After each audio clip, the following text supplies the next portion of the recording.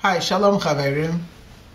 They tell of a story of a daredevil entertainer who swore that he was able to cross the Niagara Falls on a thin wire. Well, he made such a loud noise that they put him up to it. And one fine afternoon, he gathers a crowd and he says, "Do you believe I could cross the Niagara Falls on that wire?" And they all look up at this barely discernible wire. And just a couple of people say, "Yeah, I believe." And most of them say, "Yeah, sure." And somehow he gets this aerial ladder, climbs all the way on the top.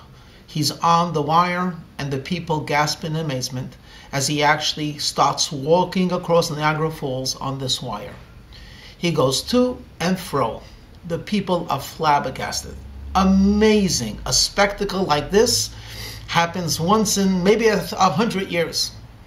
He comes down the ladder and they applaud and they bow.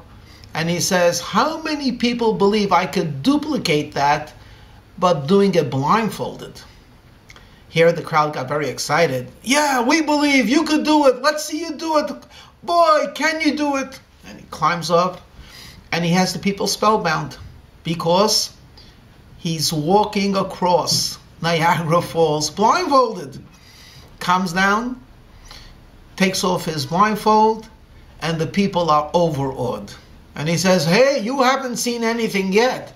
How many people believe that I could do this on a bicycle?"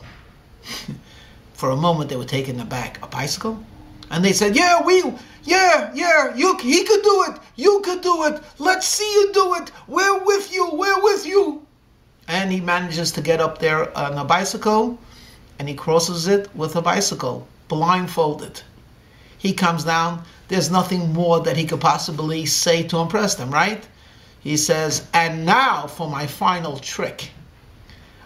You've seen me do it without a blindfold. You see me done it with a blindfold. You see me done it with a blindfold and I was on a bicycle. Now I will do it blindfolded with the bicycle with someone on my shoulders." And the crowd gasps. "Wow. Do you think I could do that?" "Yes. And he turns to the crowd and he says, "So who's going to volunteer?" And you could imagine the silence. They saw, they believed, they had conclusive proof that he could do it. Would you volunteer?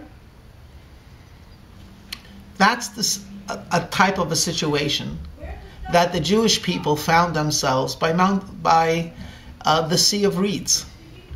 Moses provides them with an escape route. Before doing so, he has 10 plagues against Egypt, 10 miracles. And now the Jews know that God is great. Moses is a great leader. The Jewish people are invincible because they have a God that's behind them and protecting them. And they leave in a spectacular way. And there's a pillar of fire and there's a pillar of cloud. And they come to the sea. And there's no boat. And there's an army following them.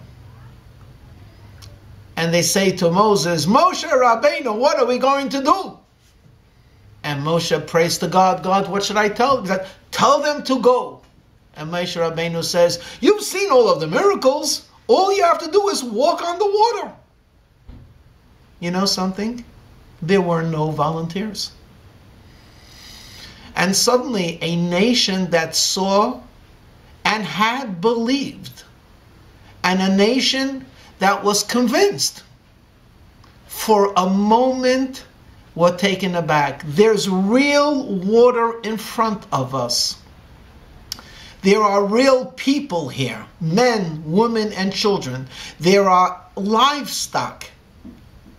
Are we supposed to walk through water? We're supposed to float on water? What does God mean when he says go? Any volunteers? Until one hero from the tribe of Judah. Some say another hero from the tribe of Benjamin. But from the tribe of Judah, Nachshon ben Aminadab says, I volunteer. But he didn't use the word volunteer. He said, God said, go, I am going. And he literally leaped into this sea. And before he landed in the water, the miracle took place. So my friends, well, it's easy to believe. It's easy to believe in miracles. We know miracles happen. But then God tells us, I want you to do something, and it seems hard, and it seems difficult. Sometimes it seems impossible. And you say, hold it. I know God could make a miracle. I know he's done miracles. I know he's always been taking care of me. But I don't know if I could do this one. And that's where the deep recesses of faith come into play. And where the obstinacy of the Jewish faith comes to the forefront. And you say to yourself, I am with God. I'm listening to Moses. I will jump into a sea. And I know that though I cannot understand how, I know that by jumping into this sea, I will be saved. And indeed, Nachshon ben Aminadab, the prince of Judah, was saved, and through him, all of the Jewish people followed. So that's my message to you. We're believers, the son of believers. We've experienced so much good from God, and we have no hesitation or doubts about it. What we need to do is, when it comes to the test, and when it comes to that moment of indecision, we need to use 3,300 years of experience and say to ourselves, if there's anything that is true, it is that God can and does care about us. And we must do, and we will be able to fulfill. This generation, me and you today, we were given a mandate, and that is to not only be fine Jews and good world citizens, but to be the people that will usher in the Messianic age. Yes, me. Yeah, little me. I was told by the Torah, by my teachers, by my Rebbe, and by all objective signs that now is the time of great spiritual potential, a time of world peace. It can happen. Of world holiness. It can happen. Who's going to volunteer?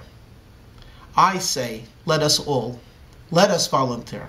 Let us take the strength and the story of the Exodus and the strength and the story of the splitting of the sea, and let's apply it today and now to our own life.